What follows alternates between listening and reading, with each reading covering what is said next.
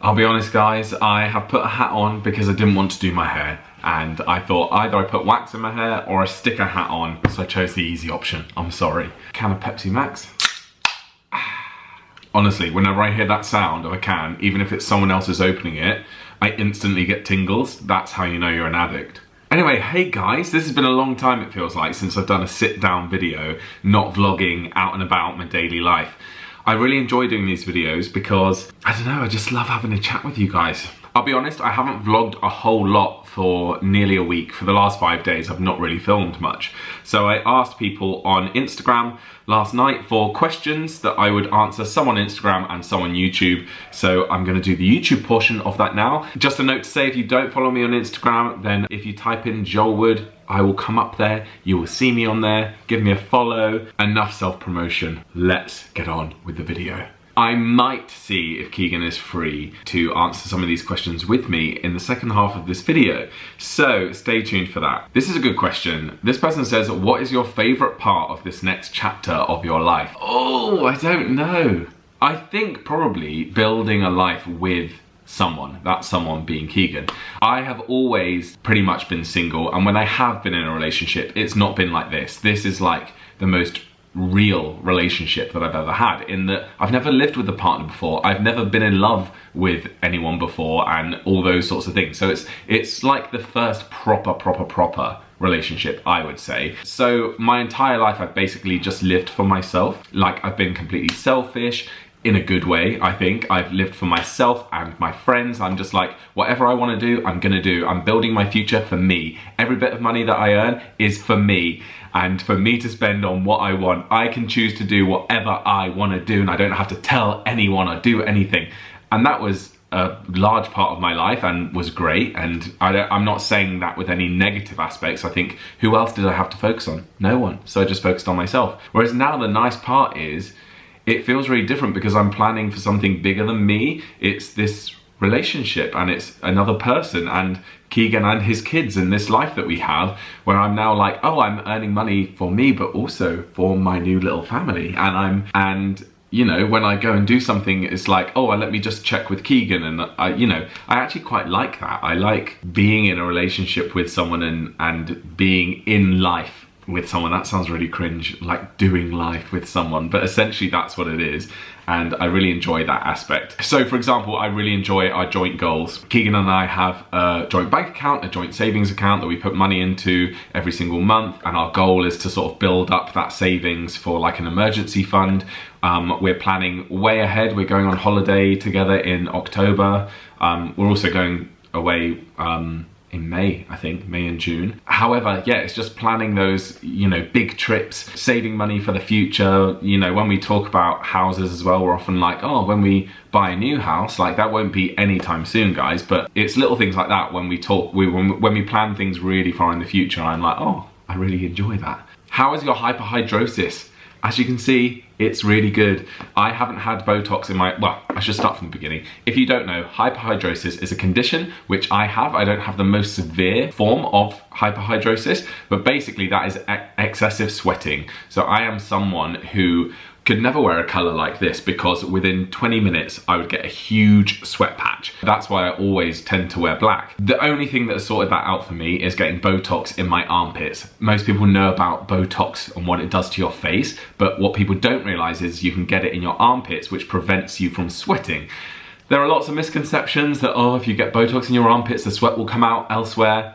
That's not true, or at least it's not been true for me. It's worked like a charm, and the amazing thing is that the last time I had Botox was probably 4 or 5 months ago, and there was a stage where I needed to get it done like every 3 months, and now it's pretty much fine without. I will go for a top-up maybe, you know, in summer or something like that, but ultimately it's worked really well. This person says, do you have any tips for navigating the gay dating pool? I'm struggling.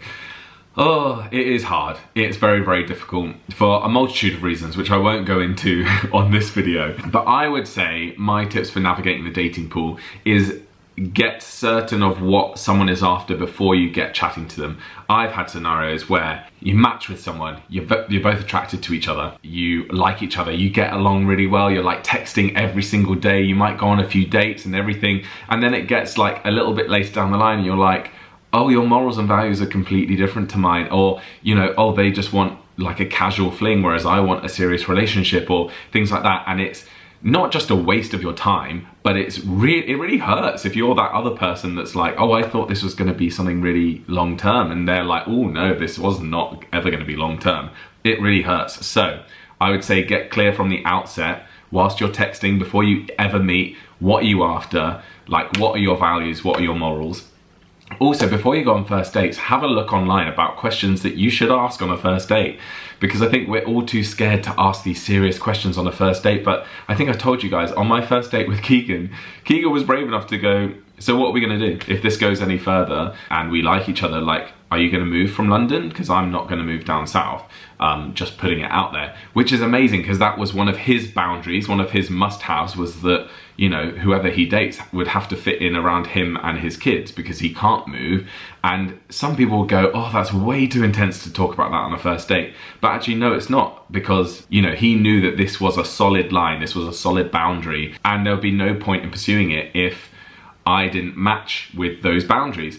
Likewise, I didn't have a boundary in that area, but I do have boundaries in other areas, and yeah, we just clarified it from the get-go. So I don't know if that helps at all, but I just say get clear on what you want from the get-go. And also, don't get sucked in by people's appearances. I know that when someone very attractive likes you, you can like chuck everything out the window and be like, I don't care that they're horrible and that we've got nothing in common, they're really handsome and they've got a great body.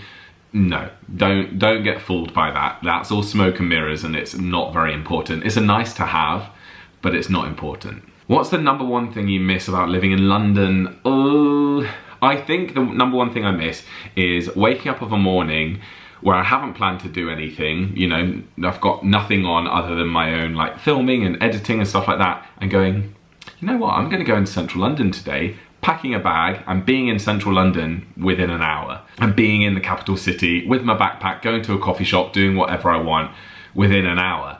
I can't do that here. If I do want to go to one of the big cities, I probably could be spontaneous, but it takes a bit more planning, I would think. And so yeah, it's not, and either way, a city up here, Manchester, Leeds, whatever, it's not the same as London. London is the best city in the UK. So yeah. I mean, I say that now, maybe in a few years I'll be like, nah, Manchester's better than London. And I do love Manchester, so maybe, but yeah, I'd say I miss just being able to get up and go into London. This person says, what's it like having to share your life with a man who has kids around? This is probably the most asked question that I get about what it's like being with someone with kids. And I really don't know how to talk about it, because it's such a non-event for me. Like, I just feel like it just feels very, very natural. I love it when the kids come and stay at Keegan's. They might be here, you know, 3 days a week or something like that. I love it when they're here. Firstly, they take care of themselves quite a lot. You know, they're 10 and 14. They spend a lot of time in their bedrooms playing Xbox or playing on their phones, whatever. So it's not like, I think if they were like a 5-year-old and a 7-year-old or whatever, and they require like playing with and looking after a lot, they're quite self-sufficient. But I love it when they're here. I love it when we all get together and we all play games. Last night we all watched TV for a few hours on the sofa together after we'd eaten dinner. Yeah, I really, really love it. And I also really enjoy doing the school run. I know it sounds really weird, but I enjoy going with Keegan to pick up the kids and then nipping here, there and everywhere, and maybe that will get old eventually. I know Keegan does not enjoy the driving around doing all the errands, but I really enjoy it. But yeah, I think people expect me to, I think most people expect me to go, oh, it's really hard, it's a sacrifice. And I really don't think it is a sacrifice. I don't know, maybe that's my personality type. Maybe I'm more of a kids person than I realise, because I've always said, oh, I don't like children, blah, blah, blah, blah. Actually, I actually really like them. And I think they like me, so that is good. But yeah, it's been great. Do you celebrate Valentine's Day? Well, I will be. This will be my first proper Valentine's Day. Actually, I have had boyfriends for two different Valentine's Days, but neither of them were very good. I will go into details. One of them was with an ex, he was not very nice, and I think we had an argument on Valentine's Day. It was a very toxic relationship, full of arguments and stuff, and then making up, and then arguments and making up. So that wasn't good. And the other one, the one before that, was I think we broke up just after Valentine's Day, so it was a very odd vibe. And I remember I bought him quite a few gifts for Valentine's Day, and I turned up. He lived outside of London. I turned up at the restaurant, and he hadn't got me anything. Which now I can laugh about, but at the time I was actually livid. I was like, that's weird. Like, I went to all this trouble getting you these gifts, because that was my very first Valentine's Day with a boyfriend, and I was like, I can't believe you've not got me anything. Not that it's about gifts, but it kind of is, do you know what I mean? But yeah, so no hard feelings there. That relationship, I was glad ended. The other relationship was glad it ended. So not too bad. Neither of those ended in heartbreak. However, yeah, this will be my first proper Valentine's Day. The thing is, Keegan's birthday is just before Valentine's Day. His birthday's on the 13th, and then obviously Valentine's Day on the 14th. So they're sort of blurring into one, because I'm taking Keegan to a hotel for his birthday. So we will wake up on Valentine's Day in the hotel. But I have some other things planned, but you might see it in a video, because I think I'll film it, but I'm not going to say it now. Now that you're in the country, are you going to get a chicken? A chicken. If I was to get a chicken, I would get more than one. However, no, sadly not. Keegan won't allow it. And also with the dogs, it's just not, it would be a nightmare. I don't know how Ava would behave. I think she'd be obsessed and bark at them all day. And Fen, if he got in there, he'd rip the chickens' heads off. So it's just not practical, sadly. This person says, how is the house hunting going? Just to give you a very brief summary of this, I've been looking for an investment property to invest some of my savings into and rent it out, just to be a bit sensible with my savings and not just leave it in a bank account doing nothing.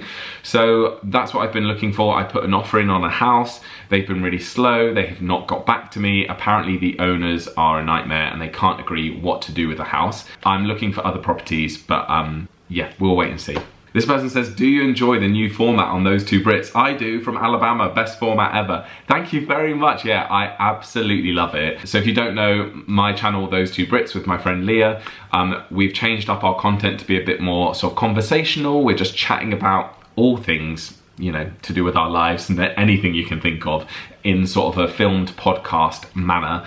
And we're absolutely loving it. Like, I love it so much. And I'm really glad you're enjoying it. So yeah, if you haven't watched, go have a watch. This person says, do you have any plans for a trip to America this year? Yes, I'll be going end of May, beginning of June, with Keegan and the kids. We're going to be staying at my parents' house in Florida, and it's the first time I think that the kids have been to Florida, I think. So, or certainly to Disney and all of that. So yeah, I'm really excited to take them to Disney and Universal and all those things. I need to get tickets sorted, but yeah, I need to get everything sorted out. Basically, we've booked the house out, we've hired a car, so that's all sorted, and the flights are paid for, but it's just the itinerary while we're there. And then we are going away again in October, but I'll tell you more about that later on in the year. Lots of people asking if I'm comfortable now and like how have things been with the move. Yeah, I feel very settled. I feel way more settled, way more quickly than I expected to. I thought it would take months for me to feel settled up here. And it definitely doesn't feel 100% like home yet. That will happen over time. I do miss Lucy and my house. That is something that can't sort of be replicated. Like living with a partner up here is so different to living with a friend in London. So this can't replace that, if you know what I mean. However, I don't get sad necessarily thinking about my old life. I'm just like focused on my new life. Yeah, I feel very settled. I'm getting into a routine. I'm getting used to sort of working in this house. Obviously, because I'm self-employed, I don't have an office job, so I don't go to work. I work where I live, which is really great in some aspects, but I think now lots of people have worked from home because of COVID. You can relate that living and working in the same space can be a bit weird sometimes. You can sort of lack motivation, get distracted, and so yeah, getting used to living in a new house whilst also working in this new house, it's just a really weird process, but I definitely feel more comfortable now, and I sort of crack on with my work while Keegan's cracking on with his, and we might meet in the kitchen for a little catch up, a little Pepsi Max and biscuit break and then be like, cool, see you in a few more hours.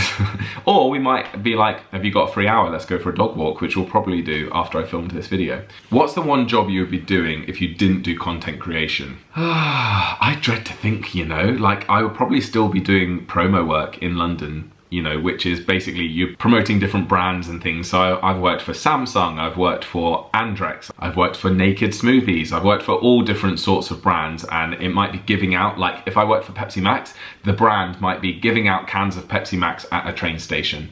Really boring job, but it paid the bills. I might still be doing that.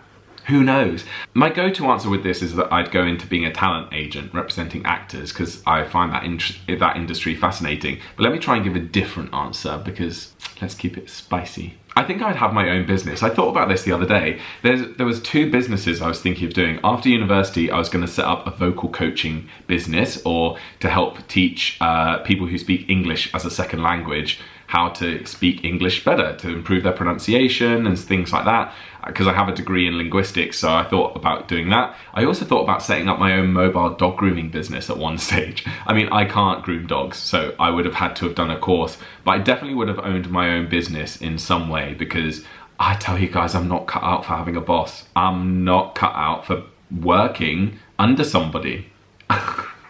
Which I don't know what it says about me as a person, but I just can't do it. I'm like, why should I have to work for you? Why? I just can't get my head around it. Yet, you know, most of my friends all have regular jobs where they have a boss, but I'm just like, I can't do it. I would have had my own business in some sense. Apart from Keegan, what are the best three things about living in West Yorkshire? I'd say the beautiful countryside. It's not that you can't get beautiful countryside in any other county in the UK, but I feel like West Yorkshire countryside is very specific, like the stone walls, the rolling hills, like it's just beautiful. So I think that's one of them. The other is how close you are to lots of other cities and places. So like in London, to get anywhere in London, you have to leave an hour. Whereas if I was to drive an hour from here, I could be in Manchester, I could be in Leeds, I could be in Sheffield. 3 major cities in the UK, all within an hour from here. Also, I could drive to a little cute village. Like when I did that dog walk with my parents and Keegan, that was like an hour and a half's drive from here and it was beautiful. So like, yeah, I just think the amount of villages and cities that are within a radius of West Yorkshire or inside West Yorkshire is amazing. Third one, the cheap cost of living up here. The houses are cheaper than down south. The fuel is a lot cheaper up here than down south. I don't know about food. I think grocery shops are about the same, but in general, like, Keegan was complaining that his haircuts have gone up to £24. He was like, £24 is so expensive. And I was like, that's how much my haircut costs in London. Like, that's just normal. So even though that's the same price now, it is getting more expensive up here. I'm not shocked by those prices. We'll order a takeaway and Keegan will be like, £16 for 2 meals. And I'm like, are you joking? In London on Deliveroo, you pay £16 for 1 meal. Like, this is cheap. So yeah, I'd say the cheapness, is that a word? Anything come of that modelling recruiting? No. So, you know, they called me in Lidl to book a time for me to come in. They said, I was like, oh, I can't come in that weekend. And she was like, oh, okay, I'll call you on Monday then to book you in for the following week. She never called me, which in hindsight, I think is a good thing because I got off the phone and Keegan was like, oh, what agency was she from then? And I was like, yeah, she didn't say. She just picked up the phone and said, I know you got recruited by a modelling agency in Leeds the other day. I'm just booking you in for a test shoot. I'm like, she didn't tell me what agency it was. So I think it might have been a scam. I don't know. Either way, I'm not that upset. It was a very nice compliment. I love it. But I'm not passionate about modelling, guys. I don't want to do modelling. I've been asked to do modelling before. I've been asked to do presenting before, but I'm like, neither interests me. I don't want to be a presenter. I just don't. I've tried it. I don't enjoy it. I did modelling when I was younger. Like, it was fine, but I feel awkward posing for still photos. Put me in front of a camera that's videoing, I'm fine. Put me in front of an image where they're just gonna take one photo. I'm like, oh, I don't know what to do. This person says, how did you both maintain a long distance relationship before you moved in together? It does take a lot of work and it will only work if both of you are on the same page. So I remember early on into our relationship, before we became official, I was like, oh, this really depends because I don't want to go ideally more than 1 week without seeing Keegan. And I was like, but he could be someone who's like, oh, I'll see you in 3 weeks. Oh, I'll see you next month.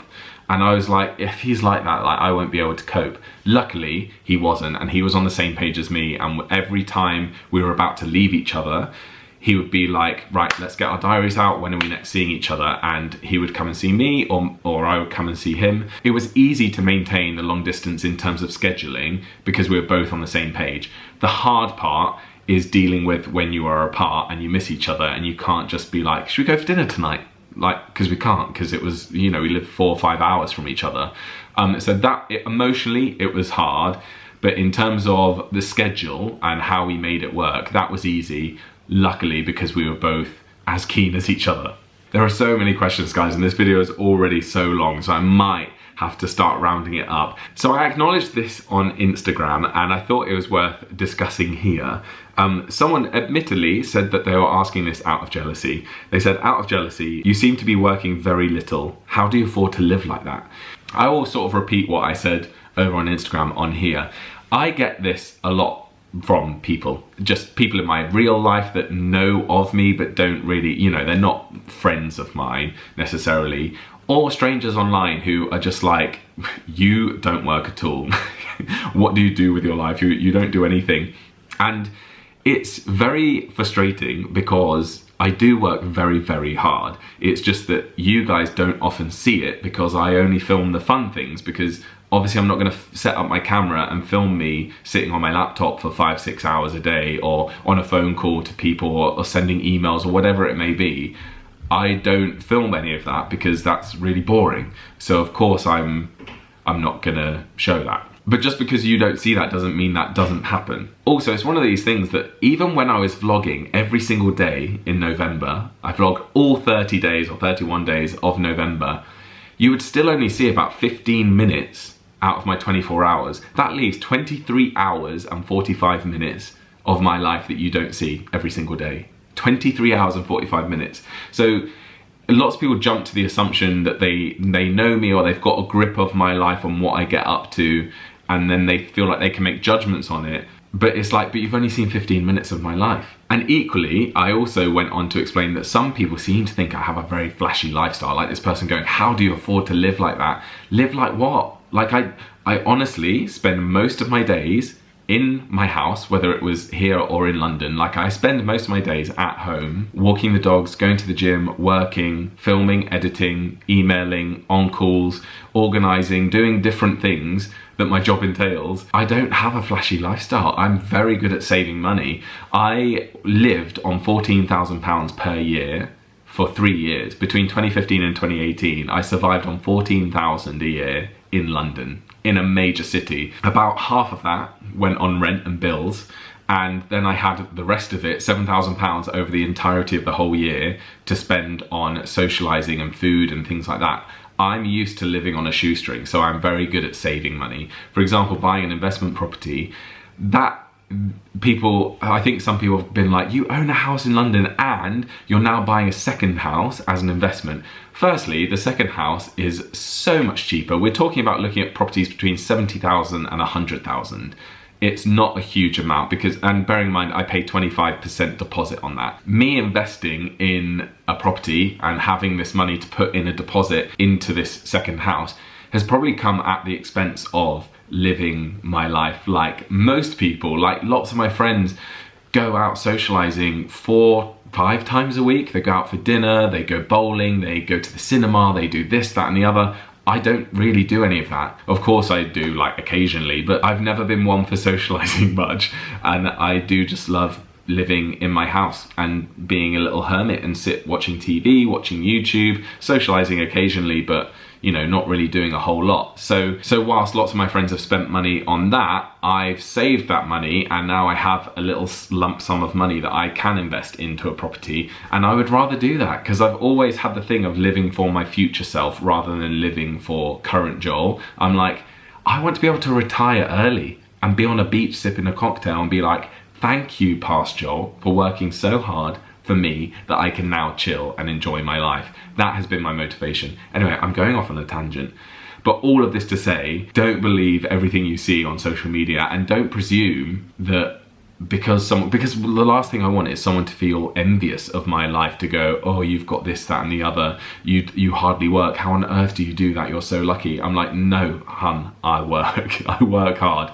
That said, I definitely don't work as hard or as long hours as some people. I'm not like a nurse working in a hospital who might work a 15-hour day on their feet all day. I know that I'm very privileged that I can work from home and choose my own hours. However, I definitely work harder than lots of people give me credit for. Let me just interrupt this to say I have now filmed a video with Keegan. I filmed the sit-down questions with Keegan. It lasted like, I don't know, 20-30 minutes. So I was like, this is gonna have to be a separate video, and I've made it a members only video. But I will show you some of the questions right now. Did you have fun filming that? Oh, I loved it. I'm going to rugby now. Okay. Love you. See you, love you. So here's some questions. We're gonna do a Q&A. Basically, I did a Q&A. I like hugging you, but I'll try. Otherwise, I might get trolls being like, actually, I won't, because it's members. Like a limpet. Yeah, they'll be like, can't you just not touch him? But then you get people going, why don't you ever touch each other? Honk honk. Right. Do you find it easy sleeping in the same bed now after having your own bed? Interesting, Joel. What have you got to say about that? When I first met Joel, Joel said, I won't ever be able to, I'll have to sleep in a separate bed. I'll never be able to sleep in the same bed as someone. I can't sleep under a duvet that's like of reasonable warmth. Blah, blah, blah, blah, blah. Cut to, can't get rid of him. Sleeps like a log. Heavier duvet. Yeah, absolute codswallop, what you said before. I can't believe I just said codswallop. Codswallop. Pish. Absolute pish. Poppycock. Poppycock. Yeah, no, the thought process was true, as in, like, I struggle to sleep in the same bed as people. Like, when I've shared a bed with people in the past, be it a romantic interest, or be it a friend, like Leah, or a brother, one of my brothers. How often are you sleeping with your brother as a grown man? On Christmas. Oh no. I know, it's the worst part of Christmas. Yeah. Anyway, whenever I have to, I can't sleep properly. And probably for the first few times of sleeping with you, I couldn't sleep properly. But now, and also I couldn't sleep touching. If anyone's touching me, I'm like, I love a cuddle in bed, but then it's like, okay, enough, and go to sleep. Sometimes we do that. Yeah. But it's sometimes we do fall asleep touching. Yeah, we fell asleep cuddling, or there'll be in the middle of the night, there'll be or a leg. Or a leg crossover. A little handhold. Yeah. And I can sleep with that now, but still, to this day, I can't really fall asleep spooning, because I just get too hot, and I'm just like... Yeah, it's just not there's an arm. Yeah. But that's all I'm gonna chat about today, guys. Thank you for joining. I hope you enjoyed. If you did, please subscribe. I post videos every single week. If you'd like to become a channel member, then you can do that. Click join next to subscribe, and you'll get all the options there. The VIP tier and the Health is Wealth tier get all of the extra bonus videos. But apart from that, guys, enjoy the rest of your week or your weekend. I don't know when I'm posting this. See you. Bye.